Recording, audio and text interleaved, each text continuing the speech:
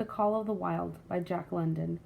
The wolf pack had at last crossed over from the land of streams and timber and invaded Buck's Valley.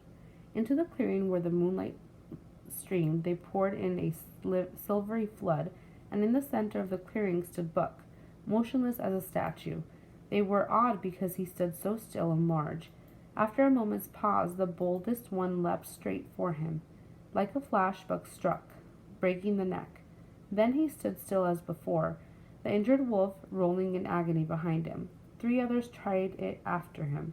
One after the other they drew back, streaming blood from the slashed throats or shoulders.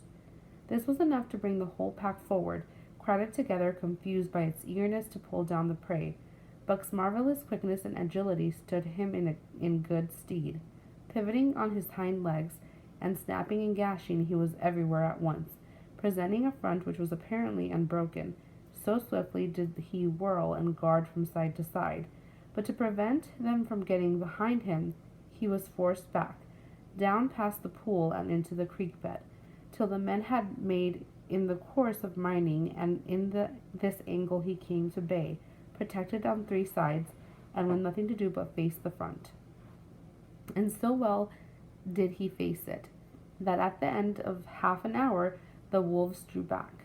The tongues of all were out and lolling, the white fangs showing cruelly white in the moonlight. Some were lying down with their heads raised and ears pricked forward. Others stood on their feet watching him. Still, others were lapping water from the pool. One wolf, long and lean and gray, advanced cautiously. Buck recognized the wild brother with whom he had run for a night and day. He was whining softly, and as Buck whined, they touched noses.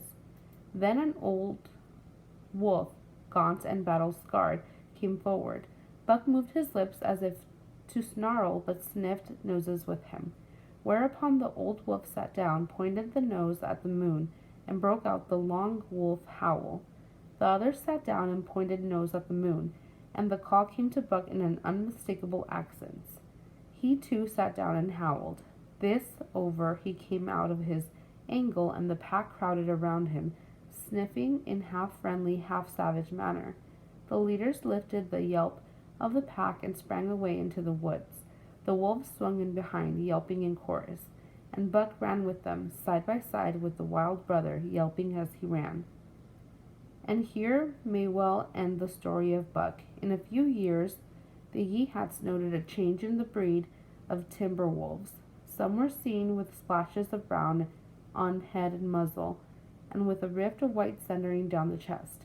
But more remarkable than this, Yeehats tell of a ghost dog that runs at the head of the pack. They are afraid of the ghost dog, for it has cunning greater than they. It steals from their camps in fierce winters, robs their traps, slays their dogs, and defies the bravest hunters. Number 6. Which idea best is supported by this passage? A. You can make friends with anyone if you are compassionate enough to them. B. The Yeehats' tales of a ghost dog were based on reality. C. Wolves are dangerous, wily animals. People and pets should stay away from them. D. A dog is able to adapt to living in the wild and become part of a wolf pack. Number 7. Which detail from the story best supports your answer in question 6? Like a flash, Buck struck, breaking the neck. Then he stood there still as before, the injured wolf rolling in agony behind him. B. Buck's marvelous quickness and agility stood him in good stead. C.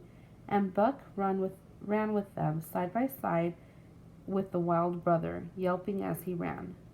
D. They are afraid of the ghost dog, for it has cunning greater than they. Number 8. What kind of wolves was Buck interacting with? A. Timber wolves. B. White wolves. C. Ghost wolves. D. Red wolves. Number 9, Part A. What inference can be made about how the wild brother wolf and the old wolf communicate with Buck? A. The wild brother frisks around Buck, inviting him to join the wolf pack. B. The old wolf howls, inviting Buck to join him. C. Both the wild brother and the old wolf approach carefully, then touch noses with Buck. D. The old wolf stays away from Buck, fearing his strength. Part B. Which two details from the story best support your answer in Part A? A. One wolf, long and lean and gray, advanced cautiously. B. Buck moved his lips as if to snarl, but sniffed noses with him. C. Whereupon the old wolf sat down, pointed the nose at the moon, and broke out the long wolf howl. D. The other sat down, pointed nose at the moon, and the call came back to Buck in an unmistakable accents. E. This over, he came out of his angle, and the pack crowded around him, sniffling in half-friendly, half-savage manner. Number 10. Read the paragraph. The wolf pack had at last crossed over from the land of streams and timber and invaded Buck's valley. Into the clearing where the moonlight streamed, they poured in silvery flood, and in the center of the clearing stood Buck, motionless as a statue. They were awed because he stood so still and large. After a moment's pause, the boldest one leapt straight for him. Like a flash, Buck struck, breaking the neck. Then he stood still as before, the injured wolf rolling in agony behind him. 3 others tried it after him. One after the other they drew back, streaming blood from slashed throats or shoulders. What is the meaning of the term silvery flood? A. In a flood of moonlight.